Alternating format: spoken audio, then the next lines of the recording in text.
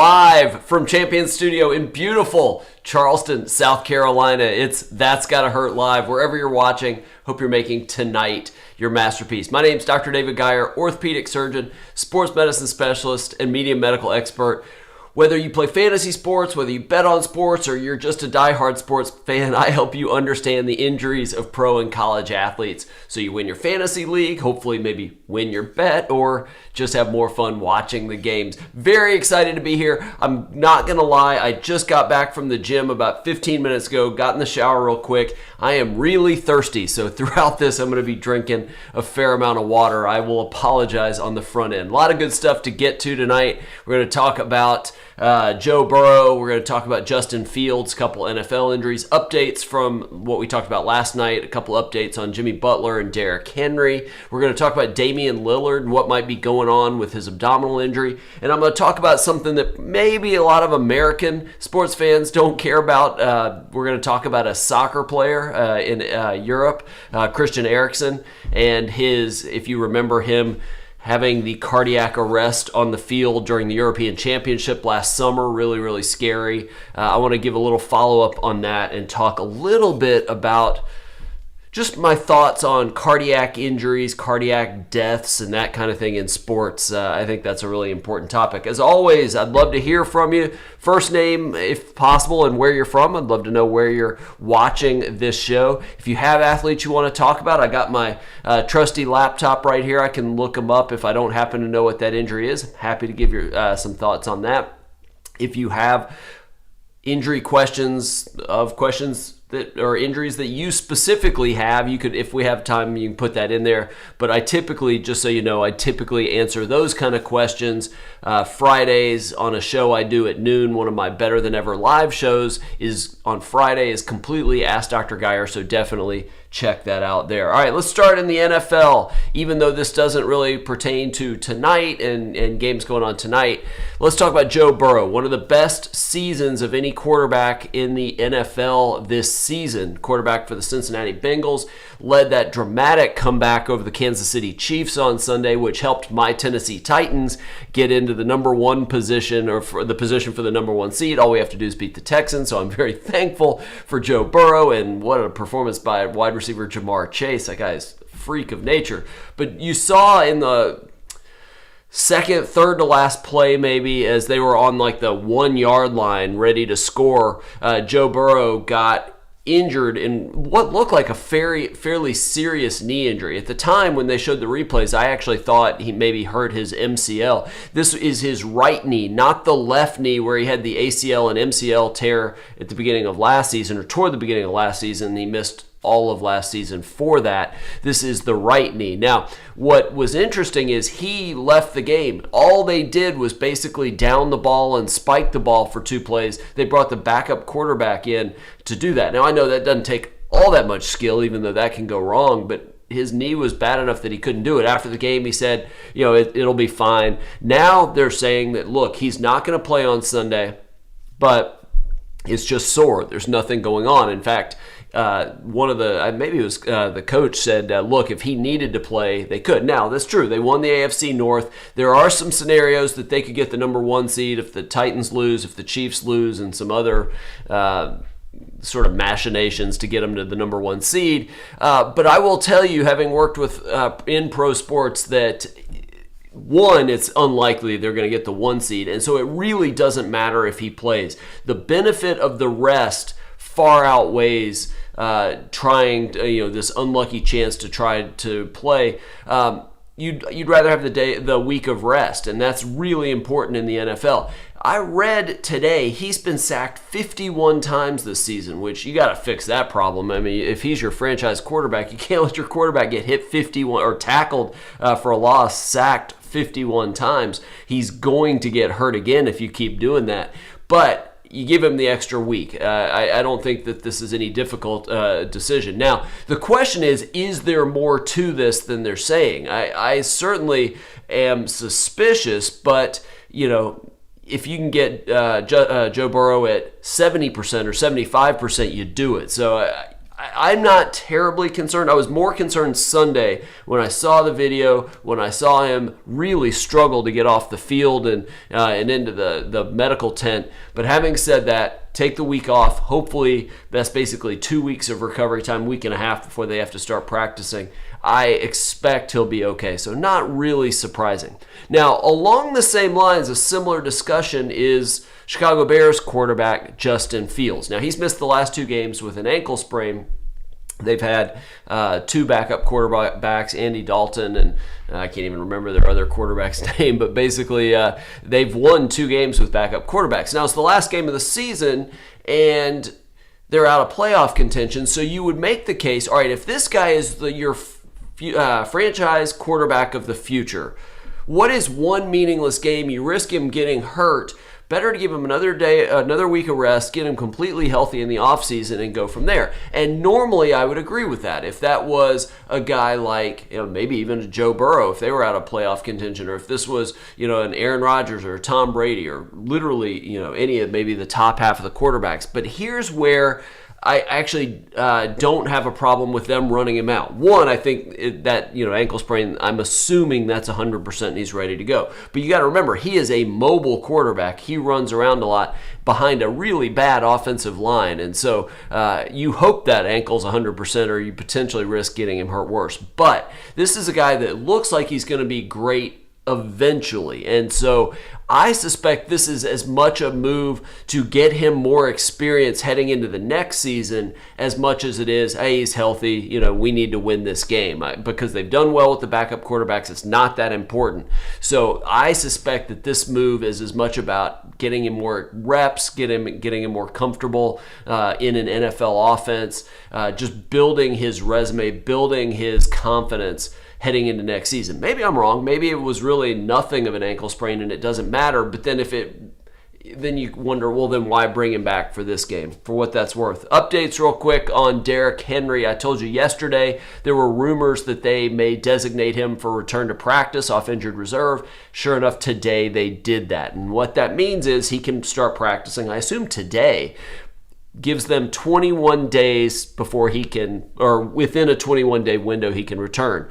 If the Titans get the number 1 seed, they'll play in a week and a half, or what is that, 2 weeks. He's not going to play. Well, I'm not going to say he's not. Very unlikely. I still say very unlikely he plays Sunday. The Titans would get the bye, and then he would play the following Sunday. So still 2.5 more weeks. But I would argue this is terrific news, especially if you can buy him another couple of weeks. That Jones fracture, they're not going to let him go back before it's healed, but any extra time gets that bone a little more solid and able to withstand the pounding of every step with running. And he's a big, strong dude, so there's a lot of stress on that 5th metatarsal, but definitely good news. This does remind me, though, the scenario with Derrick Henry a little bit reminds me or worries me as a comparison to Zion Williamson. We're going to talk about Zion tomorrow because there's more information coming about his that came out today about his rehab. But he's not playing tonight, so we can talk about him tomorrow. But he's a good example of, and I don't know if they tried to rush him back too soon or what exactly happened, but it's clear that Jones fracture and the surgery is not healing or not healing well. He's undergone a biologic treatment for it, and we'll talk about that tomorrow. That's what you don't want to have happen with Derrick Henry. So they must be confident that bone is pretty darn solid. You give it 2 more weeks, he'll get his reps in a little bit in practice. He doesn't need a lot. He'll get in the weight room, he'll do his cardio, and that bone will get stronger and stronger. The great thing, I say this as a Titans fan, but this is just something to know generally in the NFL. When I was with the St. Louis Rams, they had to have a doctor there at the end of every practice to check. That's true with any NFL team, to kind of check players. And the head Rams doctor and I would go over on Mondays after clinic. It'd be Monday afternoons. Now, the team wasn't practicing, but they'd have meetings and players were in the training room getting treatments. And I will tell you that the day after an NFL game, those guys, look, I mean, I was stunned how awful the players looked. They looked like they had been through a war. I mean, they were limping, they had wraps all over their body, bruises. It was bad. All lined up, getting E-stim and ultrasound and all this, massage and all this kind of stuff. After just a routine game, no specific injuries. After 17 games, that wear and tear really takes a toll on you. You're really tired, and that's where it gets hard tackling players as well as you do earlier in the season and things like that. You bring in a guy as strong as and big and fast and powerful as Derrick Henry, who's hard to tackle anyway, and you give him 6, 7, 8 weeks of rest. I have a feeling if he's healthy, defenses may have a really hard time bringing him down. That's going to be, we'll talk about that in a couple weeks. And then heading into an NBA discussion, real quick, update on Jimmy Butler. We talked about how I was a little concerned that was more than just a few days, that right ankle sprain where the ankle sort of turned inward, not outward, where the outside rolls. It was the inside that rolls. And I thought that may be a little bit longer. The team reportedly was saying, hey, we hope to have him back by the end of the week. Now, today they said he is out tonight. Not a surprise. I predicted that before. If you're betting on the game, just assume they're not going to have Jimmy Butler. They've been beset with injuries, but the Heat are still a really good team, so take that for what it's worth. But here's why I bring that up. Pro teams typically, if they think it's going to be 2 or 3 weeks, or 6 weeks or something like that, they don't tell the media he's out tonight and then they come back 2 days later, he's out tonight. That's not what they typically do, because it will eventually leak that, hey, they don't expect me back for 3 weeks or 6 weeks, and then you burn a lot of trust with a lot of people. Potentially the media, whether or not you care about that, but the fans potentially trust with the player, and so teams don't typically do that. So this to me indicates, I still think maybe this weekend, the beginning of next week, but based just on what I saw and the fact that he couldn't put weight on it. But this does make me think that they might really believe that this is just a day-to-day thing and it may just be 2-3 games. So we'll keep an eye on that going forward. All right, let's talk about Damian Lillard, the star guard of the Portland Trailblazers, one of the best three-point shooters in the league, one of the best scorers in the league. There's all this talk he wants to be traded and all this kind of stuff. He says he's committed to Portland, but he has really struggled this year. Worst season of his career in terms of field goal shooting percentage, worst season of his career, three-point shooting percentage, I think 40% from the field, 34% from three, which is really unusual for him. But reports have surfaced that he's been dealing with a lower abdominal tendon injury for a lot of the season. And I've seen reports that he's actually had it in years past, but he missed 6 games earlier this season. Now they're saying today that it's going to be another week. This is weird to me, and we all know what the abdominals are. I don't know that I can show you what I suspect this is. Let me pull this. I've got a bench in here under my standing desk. Let me see if this raises me up enough to show you. No, not really. All right, so what I worry this is, and again, I am not involved in his care. I don't know anybody with the team, so I can't say. But when you think lower abdominal injury, especially if it's off to one side, you've probably heard, if you watch sports for any period of time, you've probably heard of a sports hernia. That is, we've gotten away from that term. Now it's athletic pubalgia, but it's sort of a groin injury, and it's where the lower abdominals kind of come in this way. The adductor muscles of the inner thigh come up this way, and the fascia on top of that starts to tear. You basically have muscles pulling in opposite directions. You typically see it in either a sport like soccer or a sport like hockey, where you're sort of moving across your body. So in soccer, what happens is a guy's going to go for a ball. He kicks across his body, but then the opponent also kicks across the ball, and they basically their feet collide at the ball. But for the guy we're talking about, his force is generating, or his legs generating all this force across his body, but that leg stops moving because the ball is held by the other guy's foot. And then, so you have all this force, it just pulls that tissue apart. Same thing happens in hockey, similar type of mechanism, sometimes when you're checked into the boards, but you get, again, it's this pulling across your thigh. I'd love to show you, but I can't really do that without you being able to see it. But I worry that's what's going on. Now, they keep saying abdominal. You would think they'd say if it was sports hernia, which again, we don't use that term anymore because it's not really a true hernia, or athletic pubalgia, you wonder at a certain point, do you say, all right, we've tried rest for a long enough time. Either we shut him down for a long period of time, see if that works, or there are surgeries for that. Now, again, this may be a completely different injury, but if it's not that, then you kind of wonder, well, what in the world's going on? One trick with abdominal injuries, just like when you hear oblique injuries in baseball, and this spring and summer, I'm sure we'll have some of these, it's really tricky to know when they're healed. You can get an MRI all you want. It doesn't really show that much. But at rest, once it's starting to heal, of course at rest it's going to feel better. You don't really know till, like in baseball, you start to swing at full speed, or in this case, you cut and pivot on it at full speed like you do in the NBA. The problem is if it's not completely healed, but it felt great, so you gave it a try, you re-injure it, and then you're back to square one. That's really the trick with those type of injuries. And that can be true sometimes with hamstrings and calf muscle injuries, but really tricky with abdominal injuries and oblique injuries, for what that's worth. All right, last thing I want to get into real quick is Christian Eriksen. Now, if you're not a soccer fan, and I've told you I'm a huge soccer fan, got my Liverpool scarves right over there, and Christian Eriksen played for Tottenham for a long period of time, which is one of the main competitors for Liverpool in the English Premier League. But Christian Eriksen's from Denmark. He's on the Denmark national team. He's played for Ajax. He's played for Tottenham, and he was most recently at Inter.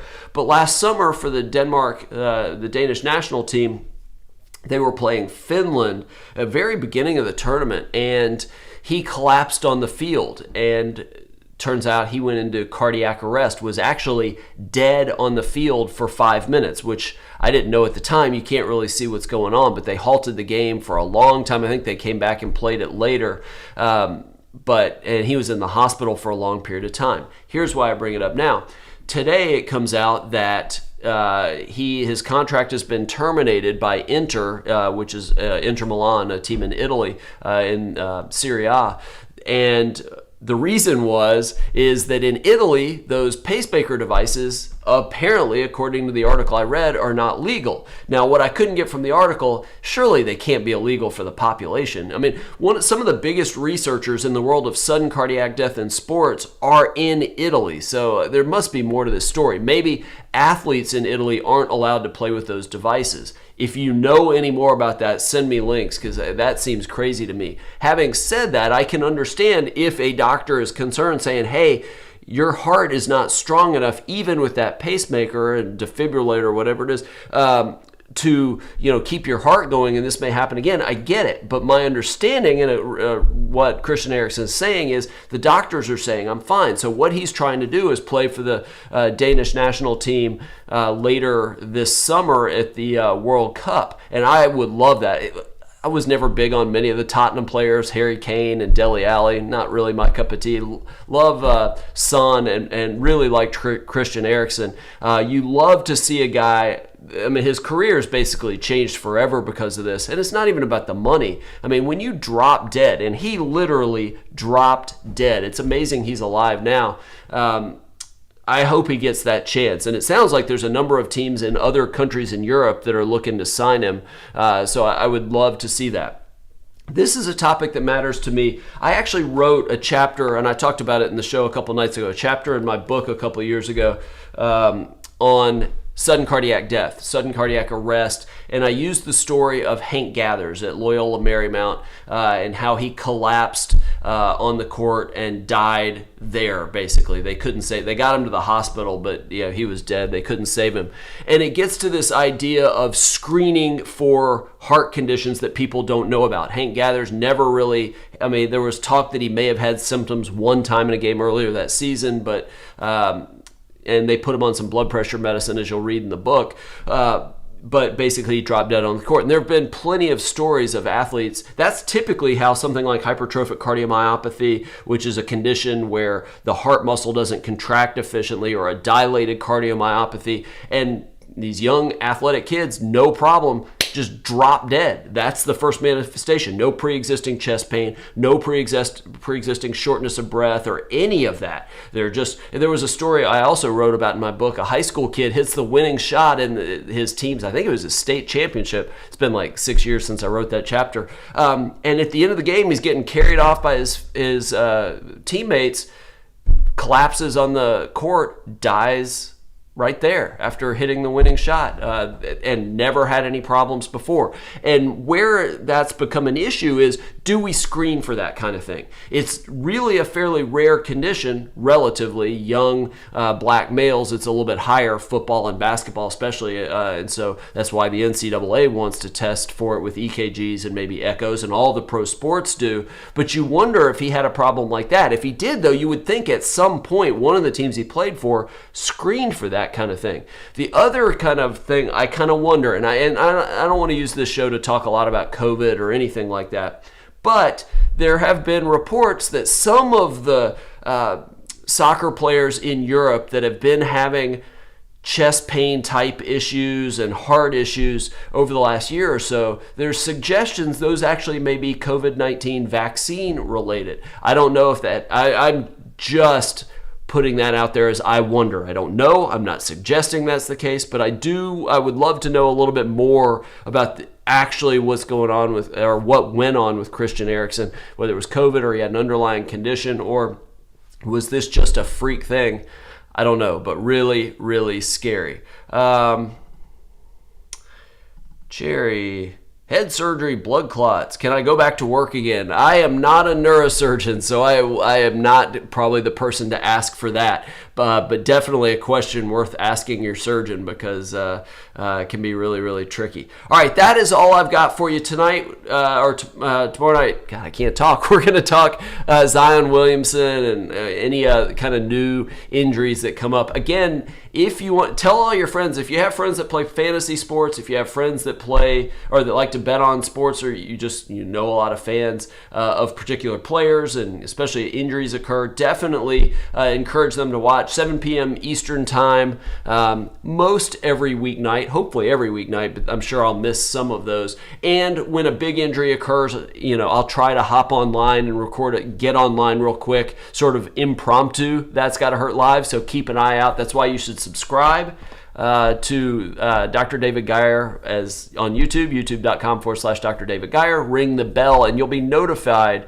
if I start a live session, either scheduled or impromptu. Thank you so much for joining me. Really excited that you joined us. I hope that was helpful. Again, if you have injuries you want me to talk about, send me an email, send it through my website, leave a message on YouTube, and I'll try to talk about that. I look forward to seeing you right here tomorrow night. Take care.